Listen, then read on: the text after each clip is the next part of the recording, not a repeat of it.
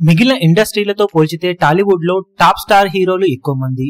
ఒకప్పుడు ఏడాది గ్యాప్ లో అందరు హీరోల సినిమాలు క్రమం తప్పకుండా రిలీజ్ అవుతూ ఉండేవి, కానీ పాన్ ఇండియా మార్కెట్ వలన టాప్ స్టార్స్ నటించిన సినిమాలు చాలా రేర్ గానే రిలీజ్ అవుతూ వస్తున్నాయి. దాంతో తమ హీరోల సినిమాలు రిలీజ్ అయినప్పుడే ఫ్యాన్స్ పండగలా సెలబ్రేట్ చేసుకుంటున్నారు. లాస్ట్ ఏడాది కాలంగా చూసుకుంటే ఓవరాల్ గా లాస్ట్ ఇయర్ 4 టాప్ స్టార్స్ నటించిన మూవీస్ రిలీజ్ అవ్వగా ఈ ఇయర్ సంక్రాంతికి మరో టాప్ స్టార్ నటించిన మూవీ రిలీజ్ అయింది.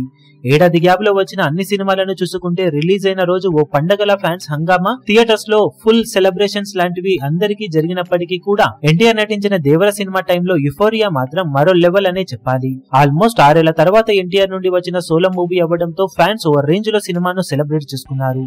ఆ సినిమా ఎక్స్ట్రీమ్ మిక్స్డ్ టాక్ తెచ్చుకున్న ఫ్యాన్స్ సినిమాను హిట్ గీతను దాటించేసి బ్లాక్ బస్టర్ ను దక్కించుకున్నారు. ఏడాది గ్యాప్ లో రిలీజ్ అయిన సినిమాల సెలబ్రేషన్స్ విషయంలో గుంటూరు కారం సినిమా టైంలో మహేష్ బాబు ఫ్యాన్స్ బాగానే సెలబ్రేట్ చేసుకోగా, కల్కి టైంలో అప్పుడే ఎలక్షన్స్ లాంటివి జరగడంతో ఫ్యాన్స్ మరీ భారీగా సెలబ్రేట్ చేసుకోలేకపోయారు. కానీ సినిమా మంచి జోరునే చూపించగా ఇయర్ ఎండ్ లో పుష్ప 2 కి కూడా మంచి సెలబ్రేషన్స్ జరిగాయి. తెలుగు రేంజ్ లో హిందీలో కూడా సినిమాకు మంచి సెలబ్రేషన్స్ జరగడం విశేషం కాగా, లేటెస్ట్ గా రామ్ చరణ్ నటించిన సంక్రాంతి, బిగి, గేమ్ చేంజర్ సినిమా విషయంలో సెలబ్రేషన్స్ అయితే అనుకున్న రేంజ్ లో జరగలేదనే చెప్పాలి. సోలో హీరోగా రామ్ చరణ్ నుండి కూడా ఆల్మోస్ట్ 6 ఏళ్ల గ్యాప్ తర్వాత వచ్చిన సినిమాకు ఉండాల్సిన హంగామా ఓ రేంజ్ లో అయితే లేదనే చెప్పవచ్చు.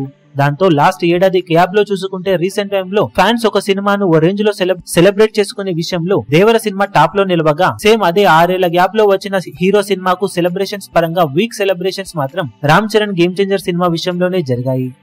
ఈ వీడియో మీకు నచ్చినట్లయితే లైక్ చేయండి, షేర్ చేయండి, ఛానల్ ను సబ్స్క్రైబ్ చేయడం మాత్రం మరవకండి. ఏ చిన్న అప్డేట్ ను మిస్ అవ్వకూడదు అనుకుంటే బెల్ ఐకాన్ ను ప్రెస్ చేయండి.